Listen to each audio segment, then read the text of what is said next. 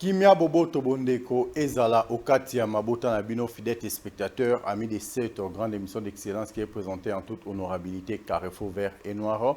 Tout ce peli mingi kokota na banda kunabino na poko alelo sans transition, sans protocole, nenge to mesana kokota pour na kobeta biso na bino masolo o etali ASV Club de Kinshasa na yeke boza ebele bozela ki biso la semaine passée, j'étais seul. Cette fois-ci, en tout cas, notre analyste sportif, analyste maison, a vu l'issue sous temps et à cause de la biso na poko alo poto meka kobeta bongo masolo ya ASV Club na ndenge elongo bani mbote na biso ndeko Jide Mabiala. Pape dit premier. Merci beaucoup. Moi, liloba na bandeko balanda biso partout na bandako na bango na ngonga ho. Non, topesi bino mbote bandeko boso landa biso et to sepeli kozana bino na mokolo mwa lelo po tokabola susu matali équipe na biso totala ndenge équipe na biso ekoki kokende liboso. Merci beaucoup ndeko Jide Mabiala, un grand merci également na bino pe bayebo kolanda biso de partout. Le autre robeta masolo mingi mingi na o etali playoff au calendrier ici bimi avec club de Kinshasa à Kobanda Bongo les 20 contre équipe ya les Aigles du Congo. Hormis ça, robeta pe masolo il y a réunion oyo et ça qui de l'autre côté na siège ya conseil suprême et pas ya papa Corneille Nyombi parce que très souvent siège ya conseil suprême ils aura toujours bisika président et conseil suprême Azara. Alors, la résolution bimagi kuna ebele to meka ko décortiquer mon apoko lelo poto meka ko yeba concrètement nini penza elikaki kuna meya motuya ezali to meka ko brosser moi muke phase retour ya phase classique au ebetamaki ya lina foot dans l'olenge elikaki mais déjà c'est 20 clubs de Kinshasa azako kotana les Aigles du Congo. Je ne sais pas. Mais c'est Jide Mabiala Hollanda qui phase retour dans le Lenge Betamaki to betinga na masolo wana de temps en temps awa kota ba match nyo se betam na phase retour avec club à Zukara victoire. Je ne sais pas en tant qu'analyste sportif aux joies qui ont Non, en tant qu'analyste sportif et en tant que plus bien. Oui. Na mbaki yango bien te na mona que équipe ezaki en forme te. Et voilà, donc Tolobela qui a déjà na manche aller et tout au monde en manche retour que avec club voilà à Betty Azukar à victoire Moko, c'est assez inquiétant. C'est assez inquiétant parce que bah équipe autoroute on a playoff et ça plus aguerri que bah équipe autoroute Kobeta Nango. Donc il faudra maintenant faire très attention. Parce que on a toujours qu'à titre na participation na Coupe d'Afrique donc ils a penza elo moko ya passe mais bon avec le barobunda to bunda ka lokola mibali voilà mais phase retour vraiment et c'est pas ici bisoté. Phase retour, vraiment, il s'appelle Sibinote, mais Bandeko Boita, Mamona qui, avec le de Kinshasa, na seule et unique victoire au Yazouaki, na phase retour au et Bélé Bawele Kolbagano, équipe Ebongi. Mais vous étiez peut-être parmi les rares personnes, en tout cas, je ne suis pas convaincu de cette victoire. Pourquoi le Baki n'est Non, on a le Baki parce qu'on a Monaki. Déjà, sur le match au Monaco, non, c'est les abus. Regarde par exemple les premiers buts. Au moment que le gardien a eu le ballon et puis il a lâché, il donne le ballon à l'adversaire. Donc ça ne m'avait pas convaincu. Je n'ai pas vu avec club jouer ce match-là pour gagner. Okay. Donc, bon, c'était vraiment du pur hasard. Donc, non, mais en fait, bon, on avait gagné bien sûr, mais ça ne m'avait pas convaincu. Avec un score fleuve. Oui, justement, mais la preuve, c'est le match. Un score fleuve. Oui, mais le match qui a suivi, tu as vu. Au moment match où il a avec le bas sombré. Donc, c'est qui veut dire que, bon, équipe qui m'a longate, m'a lamuté. Équipe qui m'a lamuté, mais na ebete Luana, qu'est-ce que nous pouvons tirer comme conclusion pour avant que Tokota playoff? Non, il faut vraiment.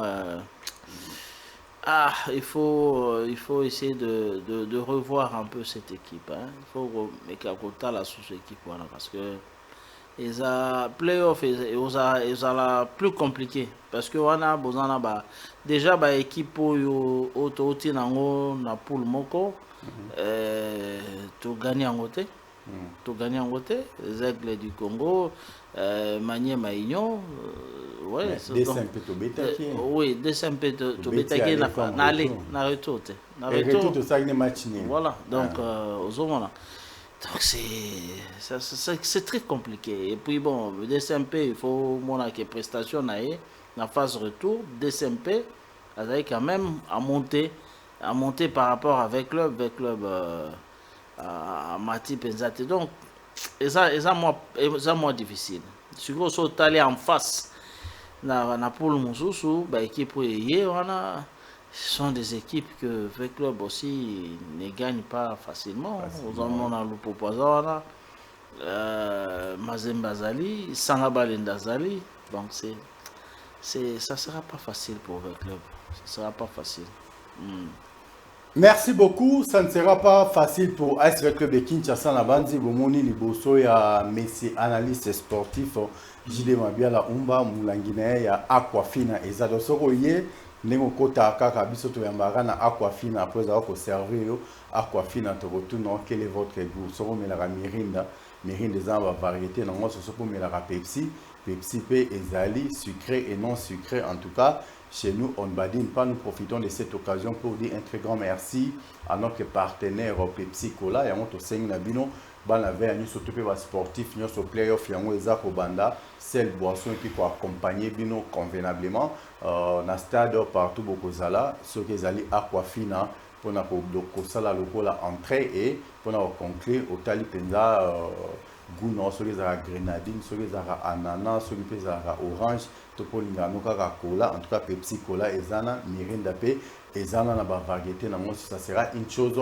vraiment intéressante pour nous accompagner tant na bino so bozala peut-être na kati ya conférence peut-être na kati ya stade peut-être dans une réunion très très importante. En tout cas la meilleure façon d'être ensemble avec les autres c'est avec la grande famille Pepsi Cola et on to seng na bino ba bulunga pe mai mingi logo la biso mai ya solo o eza filtré ezaka Aquafina testé positivement dans ndenge longo bani na bandeko na biso ya OCC. En tout cas vous consommez ba produit à Pepsi Cola vous ne serez jamais déçus. Alors monsieur JD ba olanda biso et pas bandeko ebele na bi qui tant trop kabonana to fungoli nzela singa ba appelle ko kota ebele neti o bumaki mboka la fois passée comme kaka mais na pressing on a ta balandi va retrouver ba reste ya lettre on a c'est une parenthèse auto fungoli to kanga ope mbango pourquoi ebimaki na lolenge wana yo mokobi pourquoi ebimaki na lolenge mais maintenant ndenge tozo kende là est-ce qu'on a encore le temps de se préparer convenablement pour un tour de playoff en Bani? Bon, playoff et banda déjà, je pense que le 20 déjà est au bêta. Donc, bon, toujours se préparer. Parce que toujours la 4, il y a championnat, toujours la 4, donc, toujours pensa temps mort et belleté. On a toujours la temps il y a se préparer, tout le temps il y a se préparer, mais bon, tant que l'équipe va la renforcer, je ne vois pas comment avec club peut jouer les titres. Parce que déjà avec club, azo bêta pour se qualifier pour la playoff, mais c'est assez scandaleux. Avec club bêta pour, avec club joue les titres chaque année, mais ce que avec club azo bêta à se qualifier dans la playoff, c'est compliqué. Mais la monnaie là c'est comme si ça sort tellement ma casse. Je sais même les vendredis passés quand j'avais quitté ici, na bureau on a que ça mais avec les bas toujours jouer pour les titres. Mais cette fois-ci avec les joue pour se qualifier pour être à playoff. Est-ce que c'est normal? Ils ont soit ma casse bon point. Non mais parce que na équipe non, avec club reste avec club eza équipe bandi les lots. Avec club eza équipe au azana na histoire il y a mboka au pays Afrique donc avec club a bêta pour que à se qualifier pour la playoff avec club joue les titres alors so bêta les titres donc il faut toujours en tête du classement hein, normalement mais bon on a la phase de groupe après bon tant comme on a playoff il joue les titres toujours mais bon Mbalo toujours bêta pour se qualifier dans la playoff. c'est assez malheureux. Mais à l'époque, on va du faible commencement au bandit, non, penza pété, on a peut-être petit poussé, plus les jours passent, plus aux akomata, plus au comité na sommet. Peut-être au que stratégie avec les babanda qui n'ont pas de stratégie, on voit bien bandit naé très faible là, négligé de tout ça et na playoff tant bon monde avec les c'est une maillot une équipe faible. Botiki est abandonné et avec le bandit pour ça la surprise et bien ça peut se passer aussi comme ça. Non, ça sera difficile. Ça sera difficile parce que bon, moi au monde en toujours bête un peu toujours qu'il y a moi qui boudi. Parce que si tu as playoff, on a un problème d'entraîneur et ça va être compliqué. Il faut maintenant trouver un entraîneur rapidement. Et l'habiter, comment ça va Mais l'entraîneur a déjà été trouvé. C'est lui qui était l'entraîneur second. Il est maintenant titularisé quand même. Ah, bon, je ne sais pas s'il a vraiment le niveau de V-Club, mais bon, on va essayer de voir parce que bon, une seule victoire sur 7 matchs, c'est quand même assez inquiétant. Très inquiétant. Oui, c'est inquiétant. Donc voilà, on va essayer de voir ce que ça va donner, mais j'ai dit déjà que ça va être très difficile. Ça va être très difficile. Mais ça va être très difficile. Entre-temps, l'entraîneur est parti. Entre-temps, jouer un petit peu hasard que nous avec les Bécomi, on dirait habitude Moukara, une séparation à l'amiable. Je ne sais pas. Est-ce que c'est une bonne façon qui peut quand on a un playoff ou une phase décisive, séparation à l'amiable et ça, Mara, comment vous trouvez cela? Non, mais ça veut dire qu'il y a un problème au niveau de l'organisation. L'organisation et le club, ils ont malamté. Ils ont malamté. Normalement, Moutousso a su contrat, il faut assis sa contrat. Donc, vous devez respecter le contrat et qu'il n'était pas souka. C'est vrai, Bakao et Kokoko Manango, mais ils ont la tête qu'à chaque fois, ils ont que Batouazo aussi sa contrat, c'est compliqué. Il faut que quand vous engagez un entraîneur, dans un contrat, il faut vous élasser sa contrat. Donc, votre club, il faut aller Barossa Lango, sinon dans l'avenir, ça pourra lui coûter cher. Maintenant, quand vous voyez tout ça, les points se situent à quel niveau? Non, la coordination. La coordination. Oui, ce sont des dirigeants. Parce que on est avoir équipe en charge, on est engager un entraîneur et tout ça. C'est au niveau de la coordination. Il y a des problèmes. Il faut essayer de mettre du sérieux. Au sérieux dans le recrutement d'entraîneurs. On a un contrat, respect à un contrat et tout ça. Parce que il n'y a pas que les entraîneurs, il y a aussi des joueurs. Donc il faut coordination, on dit responsable, il faut être sérieux. Mais ne voyez-vous pas avec cette année, nous risquons d'avoir les problèmes dans l'avenir avec les joueurs, avec les staffs techniques, parce qu'il faut noter aussi que l'ancien entraîneur de l'SV Club, Raoul Chungu, à l'Obi Kalamine, ceux qui vont bongisi Makambuna été, ils ont déjà annoncé bien parce que c'est une personne qui a beaucoup travaillé avec SV Club de Kinshasa. C'est son droit. C'est son droit, soit à léser au Sandén. Soit à léser au Sandén. Donc c'est un peu ça. Il y a des dirigeants avec le club. Il faut vraiment respecter le contrat. Quand vous avez un contrat, Namutu, il faut vous respecter. Il faut respecter le contrat. Mais si vous respectez, c'est bon. À utiliser la voie pour zonga na kati ya droit na ça c'est clair. Mais si la coordination la coordination voulais dire n'est pas à mesure, il y a pour s'assumer. Maintenant, papa a conseil suprême, on va supporter ça, avec le Kindela. Est-ce qu'il n'y a pas un moyen de changer la coordination? Pour ça, la mini assemblée électrique le plus tôt que possible pour que non, mais normalement, sommes Azali penza avec lui bien. Au moment que Aeloko onga na kokate. Au pesi mutu mususu. Bon, le temps que boluka mutu ngai na moni na kokate otiki. C'est pas très compliqué parce que dans tous les cas otiki avec lui bien. So lingi avec lui. Parce que belé déjà avec club miso bazali miso bakufa totanga bango père na biso bazalaki Franco Luambo Makiadi dirigea Kimpedi, tout ce monde là Ponga Sita bango nyonso wana Kindoki dirigea avec club vie na biso Mboyo Ilumbe Pele Mongo dirigea avec le général Tango Fort Eugène Ndio Mindonga la Maboko Pembe dirigea avec club, donc voilà bango nyonso wana dirigea avec club, mais si vous avez avec le bien, non, à tique équipe, mais Azara avec le bien. Vieux Jean Boleza. Diriger avec le club. Donc c'est comme ça. On dirigeait avec le Bestine Kazadi. On dirigeait, après, sur OK. Ils ont la possibilité, aux ongles, mais on avec le bien. Mais sur le monde, il y a un moment que, bon, il faut passer la main. Il faut passer la main. Il faut passer la main. Entre-temps, les jours passent. Entre-temps, il y a un homme qui se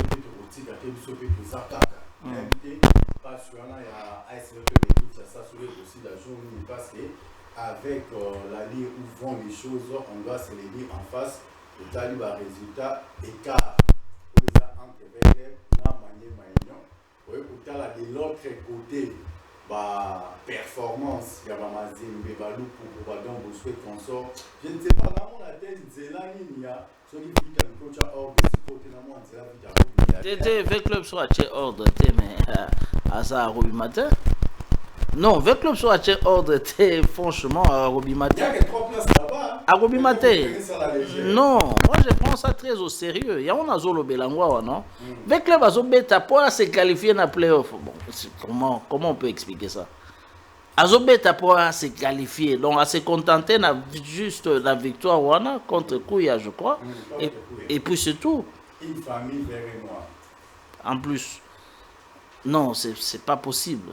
Alors avec le sur salé, attention, franchement à Robimaté, donc il faut vraiment n'engo lobby, pas pédir premier, il faut que maintenant avec le bas bongissa, bongissa.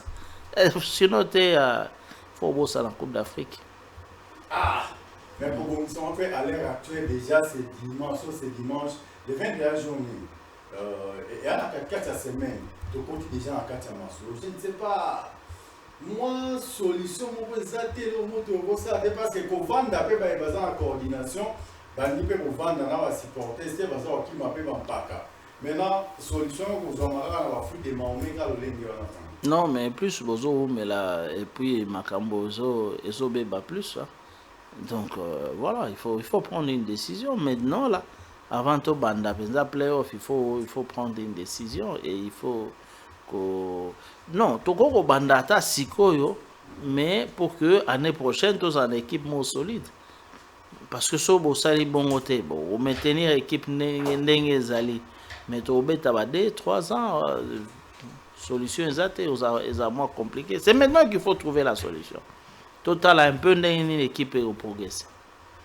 C'est maintenant qu'il faut trouver la solution, je ne sais pas, mais c'est J.D. Mabiala. Si vous étiez à la place de l'actuel dirigeant en coordination à ASV Club, attitude face à cette situation. Hein. Ah non, moi je démissionnerai. Mais rien de... Facilement, avoir vu les pouvoirs là, quand vous goûtez à ça, c'est difficile de quitter au pouvoir. Hein? Non, soit quitter, c'est pas important. Mais la tangue est l'autre, des grands responsables. Mais oui. Les autres, même des grandes stars. Mais Batika là-bas quand même. Batika, Batika, bon, dans mon équipe, ils ont marché, bon, je dois quitter. Au quitter, mais avec le bien-être. Mais à part qu'on quitte stratégie, monsieur Sezate, pour sauver le meuble. Non, ça dit que ça dans la stratégie, monsieur. Non, yo tout n'ingaï. Si vous étiez là. Dans la situation, non, il y a une situation, on a allé. Mais hormis Kotika, vous pouvez faire quoi? Alternative, monsieur Zate. Alternative, mais il faut enfin, tout dépend. Il y a la vision.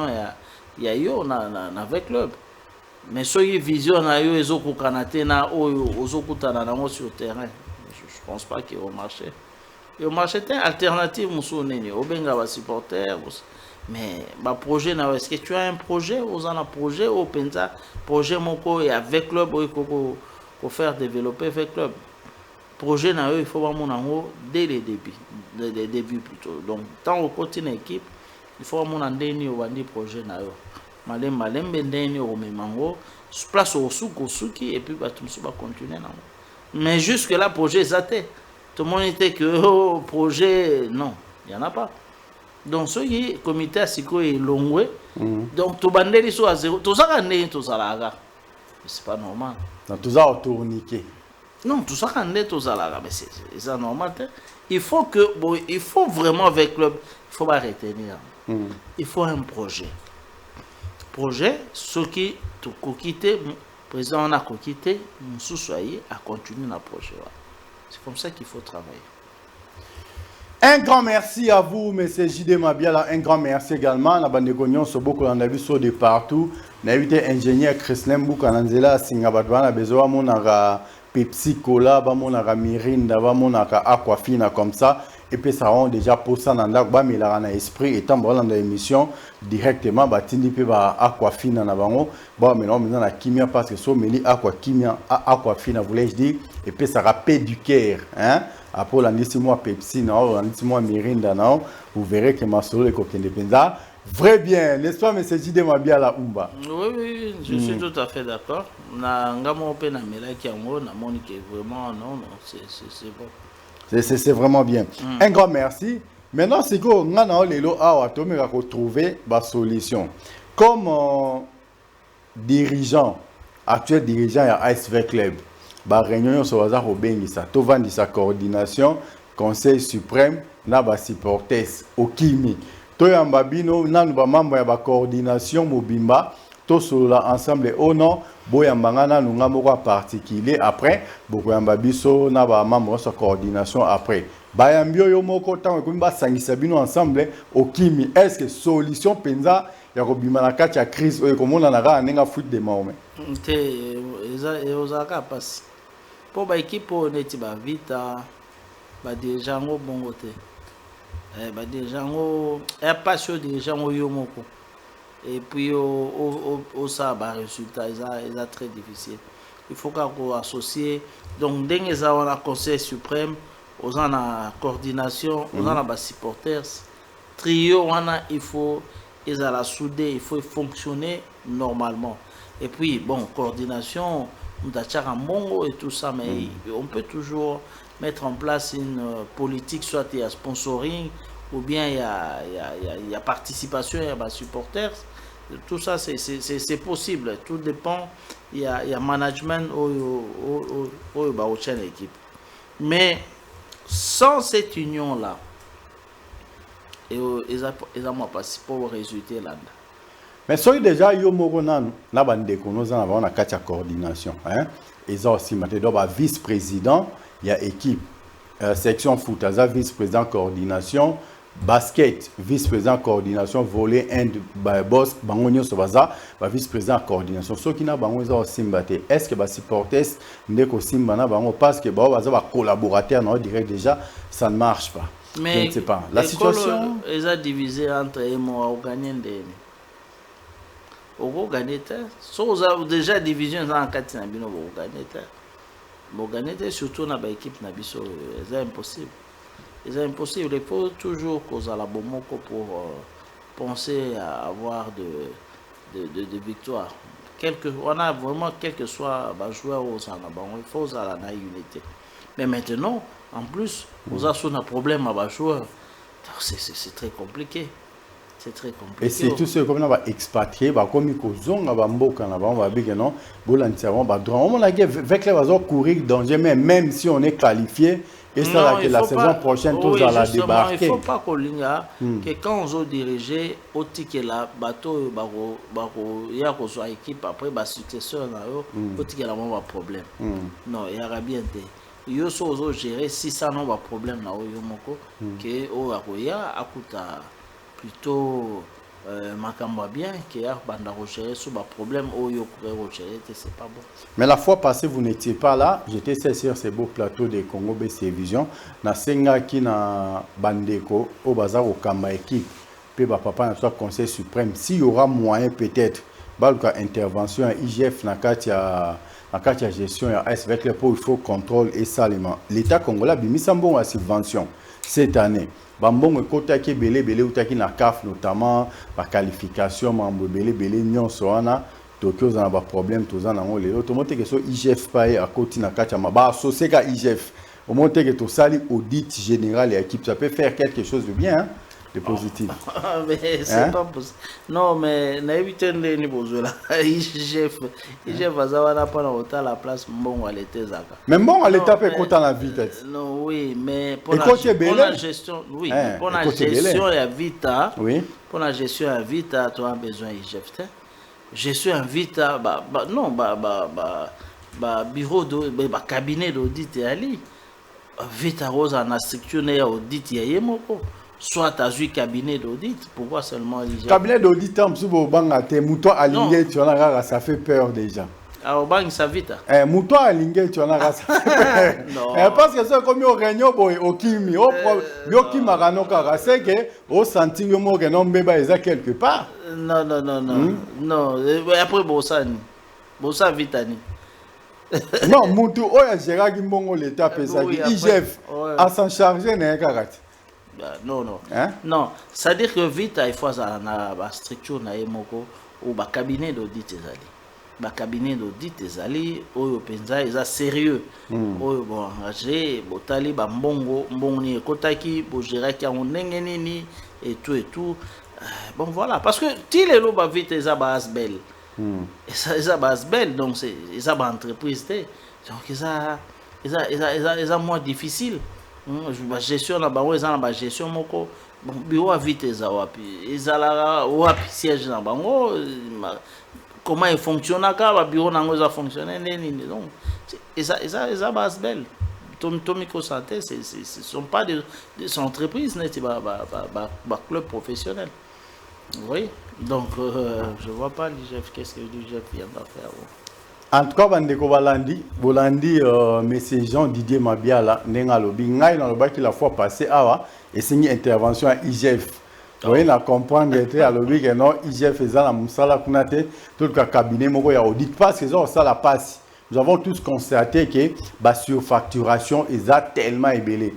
Makambo et Bandai Salama lobby dans le même endroit. Ceux qui vont coûter peut-être que 4 3 000 et l'autre comme 40 000, 50 000. Mais surfacturation, il y a un bon à l'État.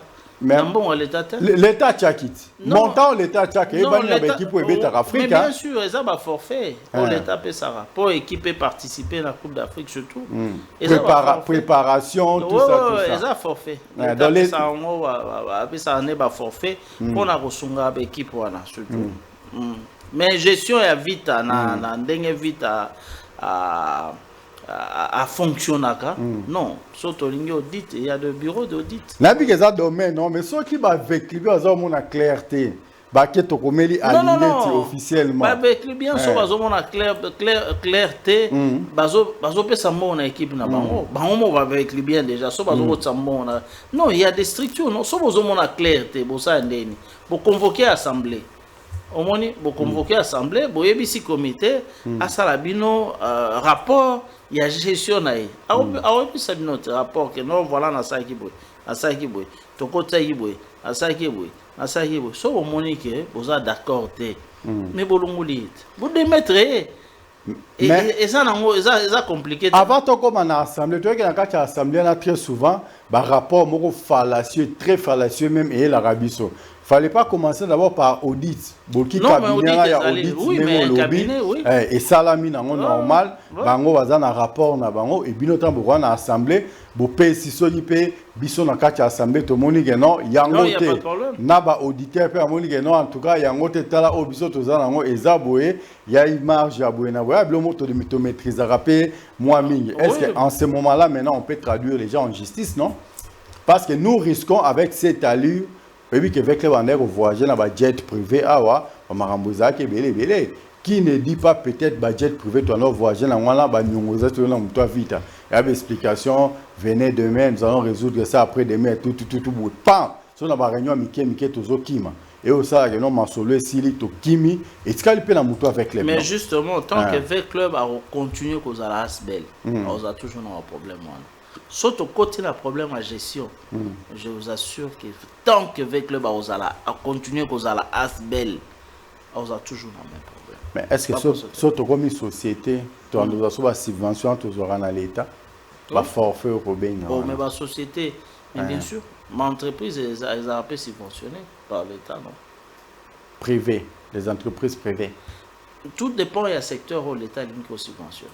OK sur l'état est subventionné côté on a opé ça n'est bon mais gestion il y a club équipe na biso ndenge ezali et ezo dépendre na kolo ba club sécurité lorsque équipe ezo participer dans la Coupe d'Afrique donc il faut bosser ma casse d'abord pour participer dans la Coupe d'Afrique parce que si vous participez dans la Coupe d'Afrique l'état moi l'état peut s'abonner le gozate presque rien le bas peut-être ceux qui au bétali na foot on a besoin d'un titre de voyage OK ba tangeli bino ba titre de voyage combien vous voyagez 18 personnes ba peut bino 18 billets pour voyager mais ba prime en match ba préparation en match manini tout ça ils en charge na pilo moko OK alors mais il faut bozala na mayele pona ba chaba joueur ils en charge à l'état bino mo bosomba ba joueur na bino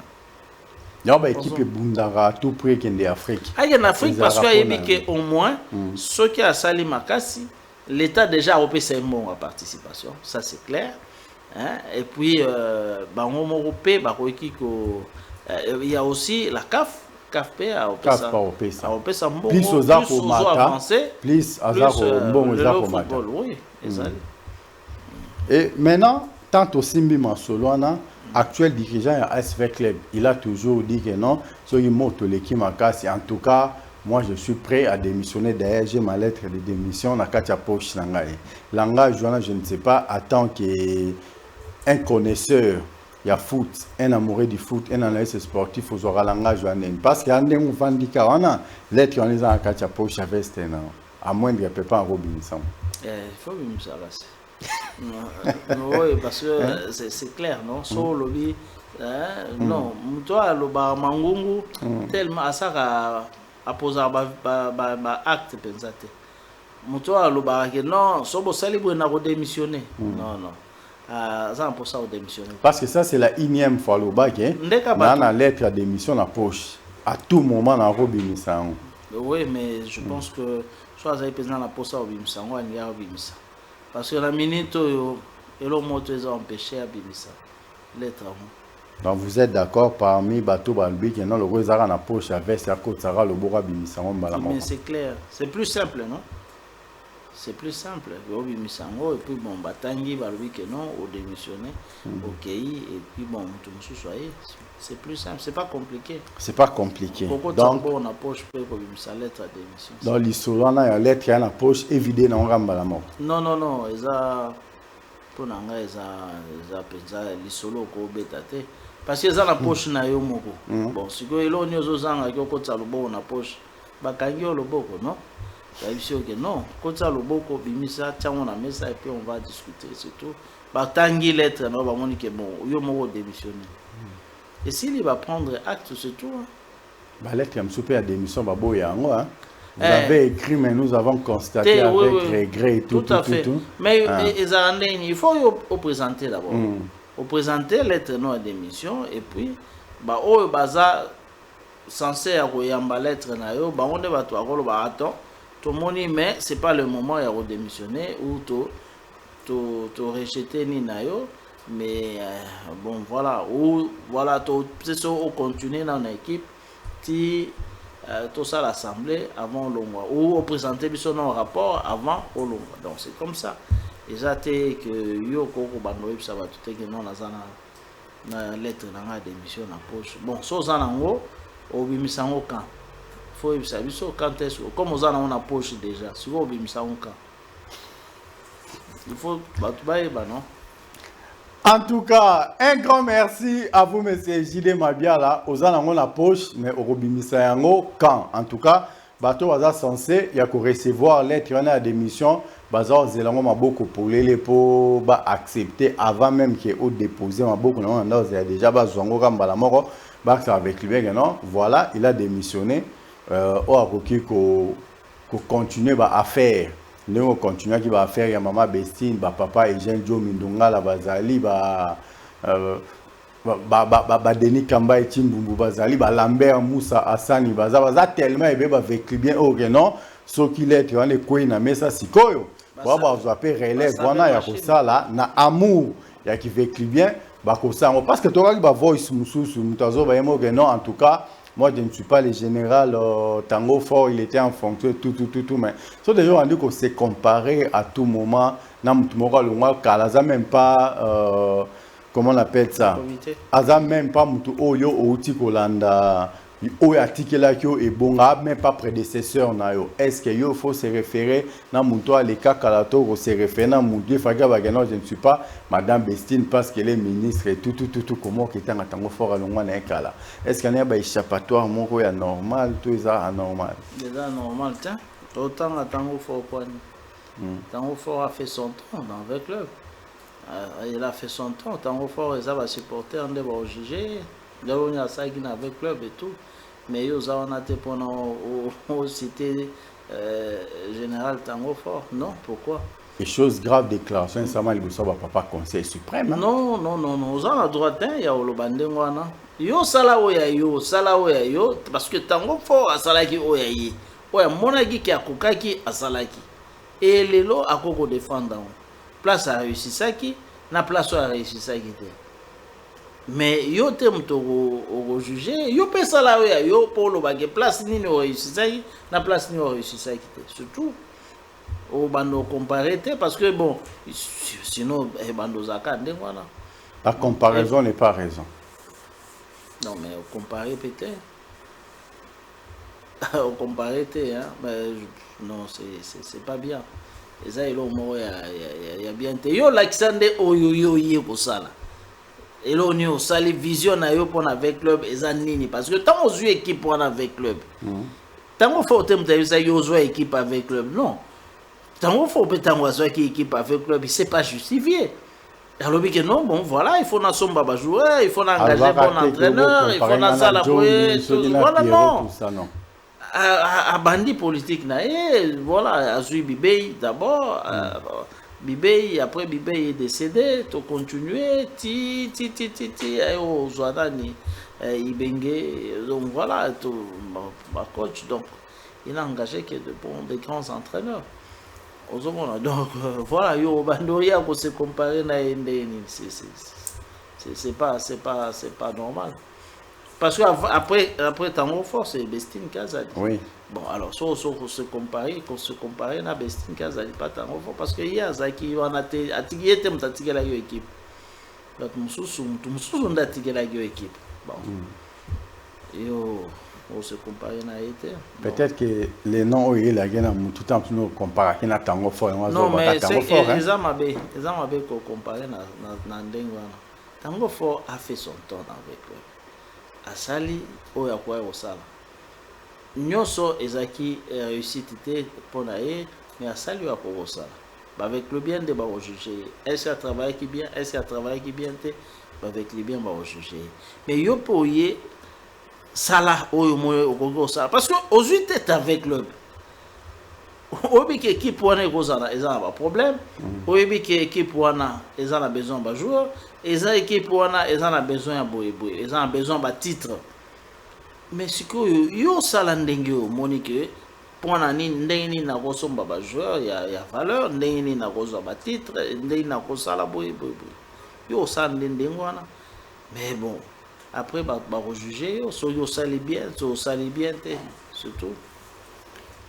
Un grand merci à vous, un grand merci également à la président sectionnaire Nyon, sur la président sectionnaire consensueux au Bozako Bunda pour na Bitumba ya SV Club de Kinshasa. Un grand merci pour na groupe WhatsApp Nyon sur le Bozako partager ma canisse pour na koluka ba piste et solution il y a sorti des crises au SV Club Bazanango.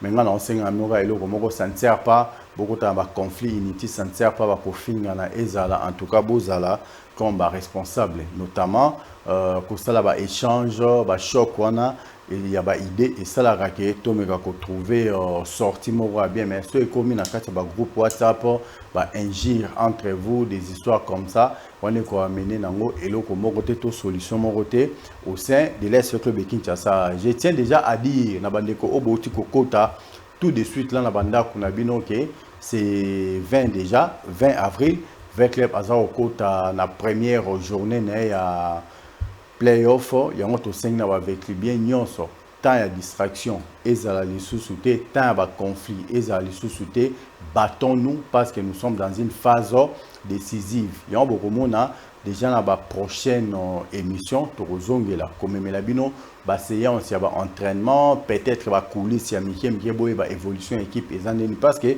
nous allons faire ça d'une manière ya kosunga ba dirigeant ya kosunga ba joueur ba ndeko pe oyo bolelaka makambo wana mingi parce que ça demande beaucoup de gymnastique, ça demande beaucoup de moyens et nous les faisons seuls.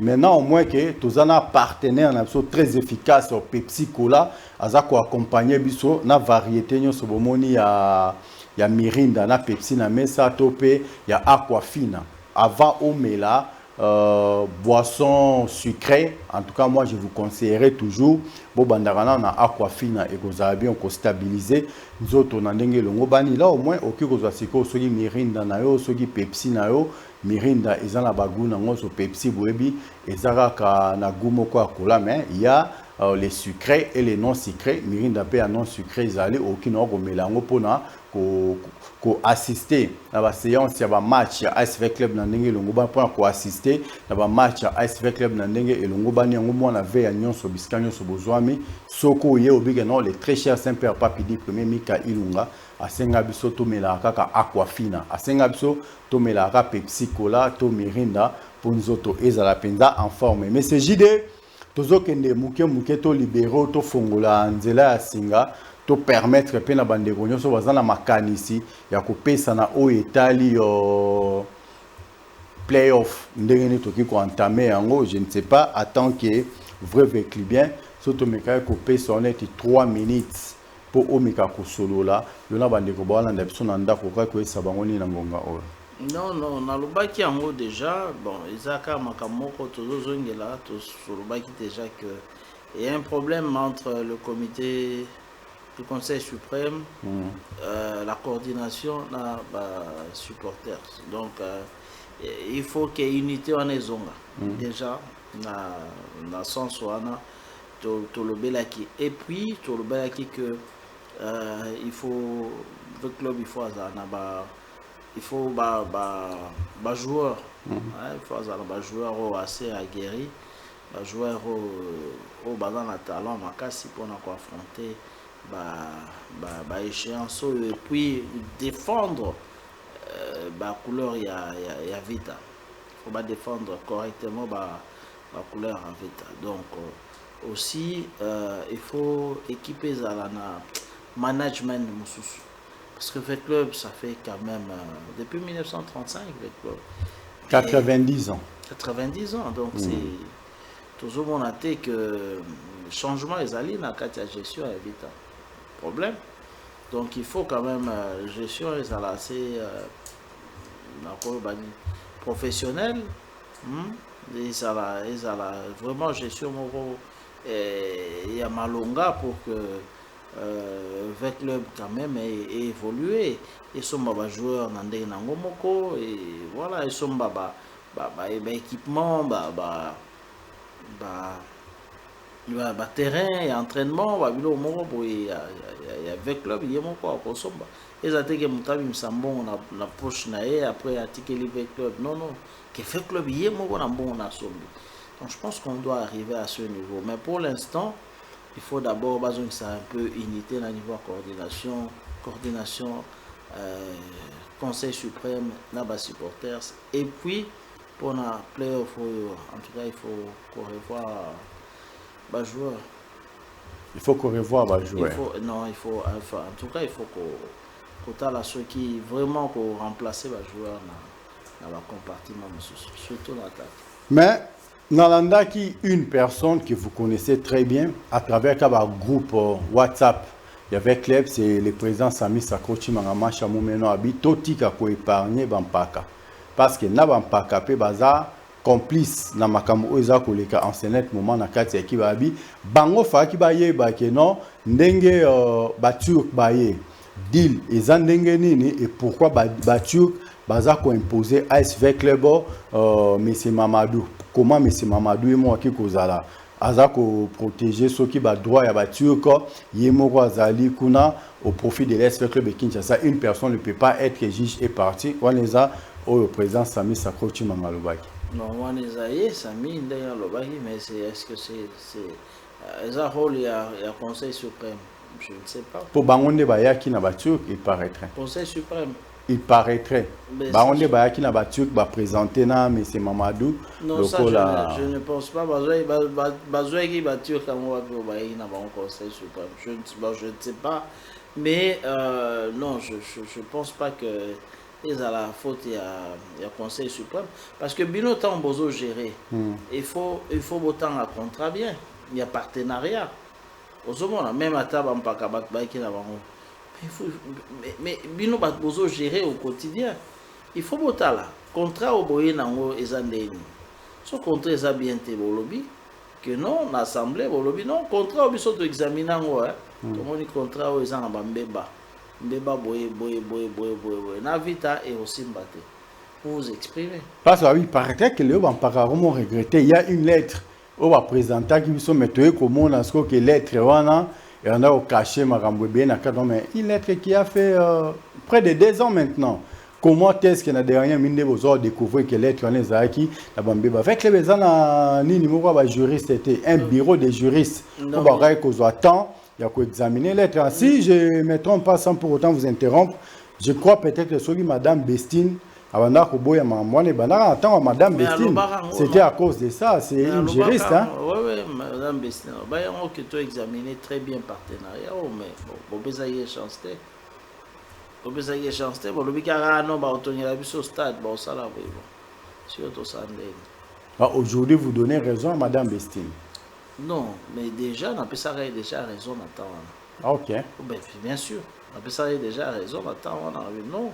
Les partenariats, il faut tout examiner. Contrat aux Andengeni, contrat au Baye Navita, aux Andengeni. Donc je pense que c'était ça.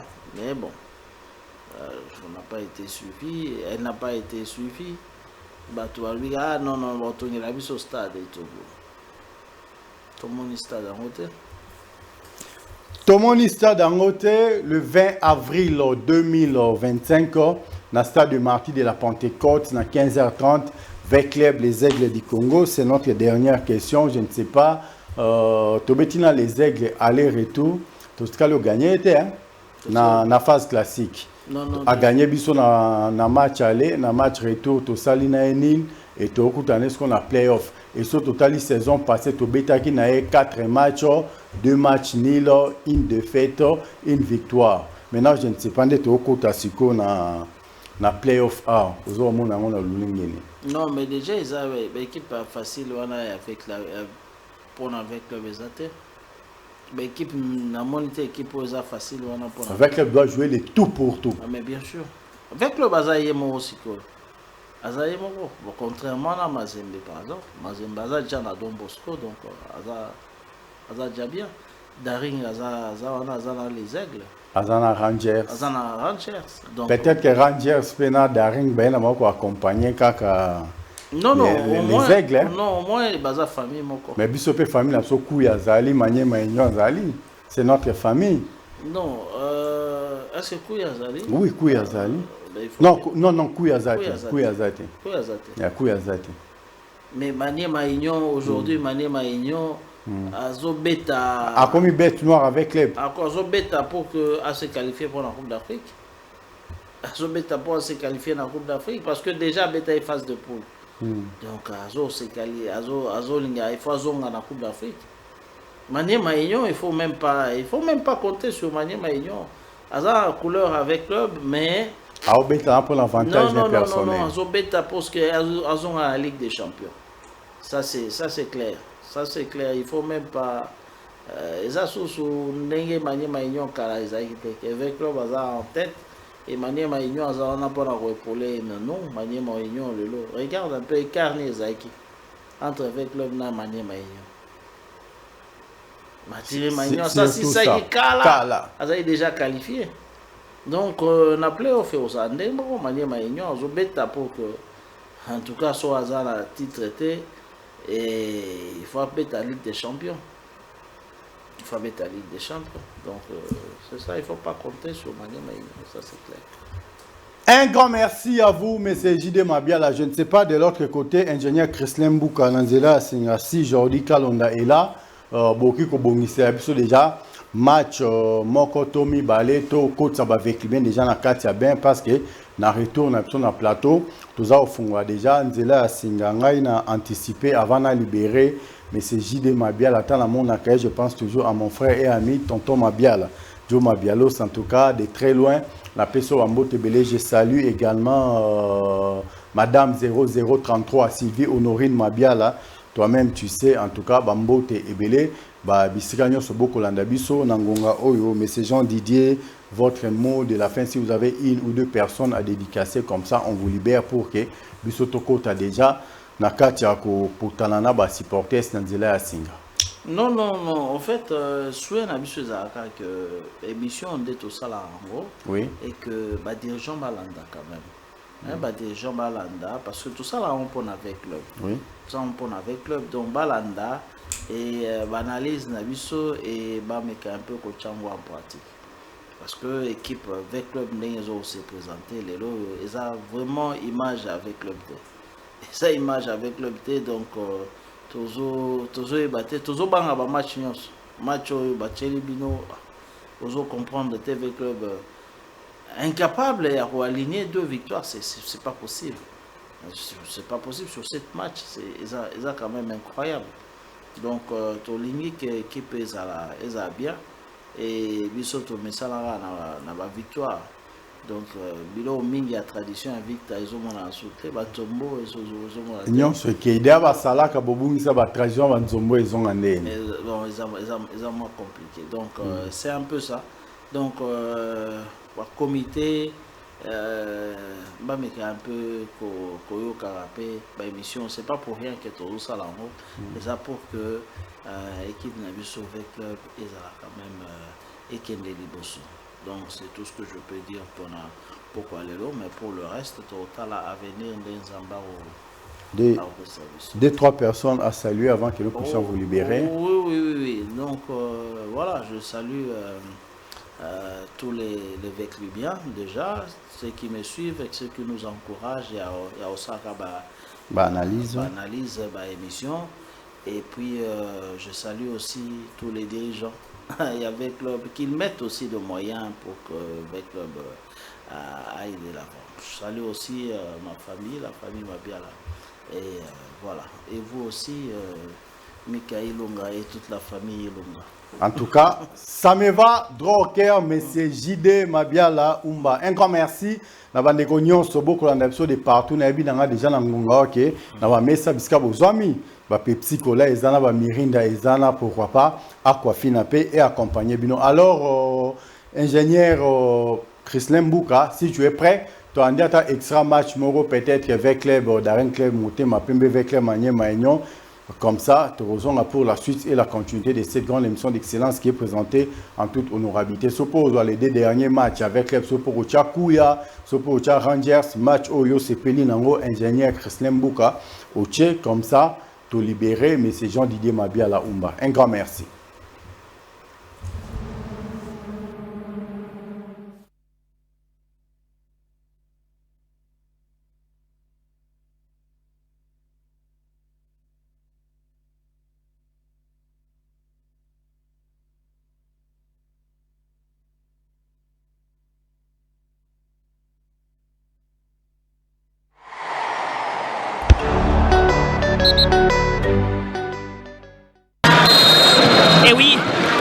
choc familial électrique sous les regards des amoureux du championnat national.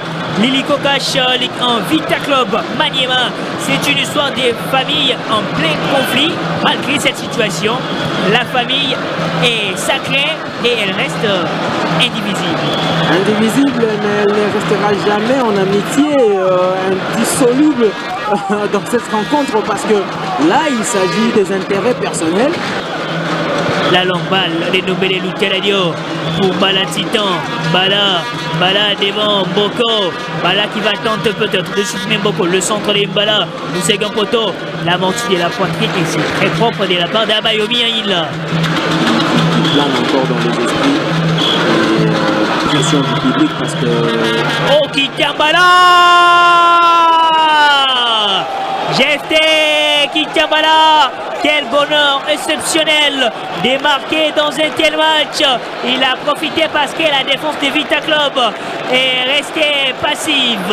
Lui, il a voilà, cette capacité à aller au-delà des 6 minutes, à se surpasser et à être en dépassement de fonction pour se retrouver dans cette position-là qui lui permet de s'initier en renard de surface entre les défenseurs qui semblaient faire confiance aux gardiens qui devraient tenir vers les ballons. Il y a un sérieux manque de communication entre la défense et le portier parce qu'on a vu Jeté Kitambala qui venait avec conviction. Il savait peut-être qu'il pouvait avoir ses ballons bien qu'il n'avait pas l'avantage de cette position. Afin Saïda Djambaye, Louvumbu qui va frapper. Il y a faute et les coups francs pour Vita Club. Nouvelle chance pour les Banambongo d'obtenir l'égalisation. À cette distance, Louvumbu est capable de battre les gardiens Boudel. Pourquoi pas Diarra.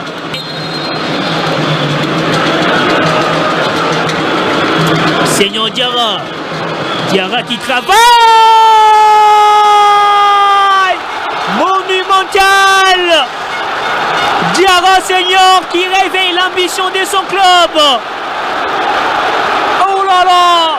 Que ce coup franc pour reprendre de l'élan de la plus belle des manières, mais surtout trouver l'égalisation. On parlait de la qualité des frappes d'Adam de Louvumbu qui n'est plus la même, mais là Diarra c'est qu'il nous gratifie d'un coup franc qui démystifie les gardiens qui n'a rien à faire sur cette action. Il n'a rien à faire, on ne va pas la chercher celle-là. Cette balle on ne la cherche pas, les camps opposés, magnifique. Quel coup franc de Diarra quand même. La longue balle dénommée les Louteladio dans ce couloir pour trouver l'entente Bala Titan. Voilà, pas des fautes sur Abayomi, le centre des Bala Titan, c'est pour les gardiens. Soukou Kitambala, empêché par Loledo Matsanga, ballon perdu. Moussinga devant Boko, Moussinga Rachidi, c'est son point fort, le centre des Moussinga. Bakassou, la claquette de Farid Ouedraogo. Dans cette équipe de Maniema Union, c'est que les dangers peuvent venir de partout parce qu'on a vu Moko qui s'est sacrifié à des réponses sur la même action avec le Zumbu. Mais après, les gardiens viennent comme un deuxième défenseur. Finalement, ils touchent les ballons. Ensuite, il faut parce que c'est et l'animateur, le technicien qui essaye de mettre l'ambiance comme d'habitude. Actuellement, c'est Diarra et Louvumbu. Bala Titan, Bala devant Matondo, Bala qui pexe, le centre des Bala, la connexion est parfaite, mais quelle parade de Farid Ouedraogo, la deuxième plaquette qui fait du bien au Banambongo. C'est pas possible qu'il batte ses buts, c'est pas possible parce que tout est bien fait, je n'entends pas nous. Kitambala GFT surpris par cette balle et s'est dégagé par Loledo Mansanya. Attention Simete Tabiora, il y a la présence de Moukanga qui va tenter de déranger Simete. Moukanga,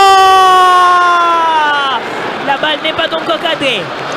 Je pense que le gardien l'a touché, je ne sais pas si je me trompe. Mais il y a eu cette tête qui a modifié la trajectoire et on s'arrête là pour la première période. Les 22 acteurs qui regagnent. Là. Et les duels sont tout à fait disputés. La passe de Bakassou à Kano pour Lupini Maoukou, le centre bien taillé de Lupini, la tête de Kitambala GFT. C'est cette action qui donne ses corners. Le centre effectué, la tête. Oh là là. Ce coup de tête de Jephté Kikambala. Tumbela à Kikasawamba. Vous trouvez deux Apataki, Tumbela. Apataki qui frappe. Et ça traverse. Et c'est donc terminé.